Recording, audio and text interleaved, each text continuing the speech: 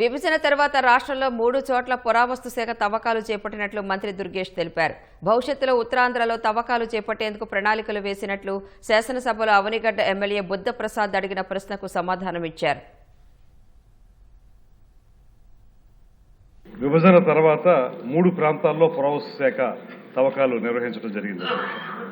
ఒకటి కాకినాడ జిల్లా ఏ కొత్తపల్లి బౌద్ధ క్షేత్రం, 2 రుద్రమకోట అంటే పోలవరం ఏలూరు జిల్లాలోని పోలవరం ముంపు ప్రాంతాల్లో మెగాలిథిక్స్ శ్మశాన వాటికలు, 3 తూర్పుగోదావరి జిల్లా రాయరపేటలోని పోలవరం ముంపు ప్రాంతంలో మెగాలిథిక్ శ్మశాన వాటికలు. ఈ 3 చోట్ల మనం పురావస్తు శాఖ తవ్వకాలు నిర్వహించింది. అధ్యక్ష, మనకి విభజనకు ముందు రమారమి రాష్ట్రంలో 65 ప్రాంతాల్లో తవ్వకాలు నిర్వహిస్తగా విభజన తర్వాత 3 ప్రాంతాల్లో నిర్వహించాం.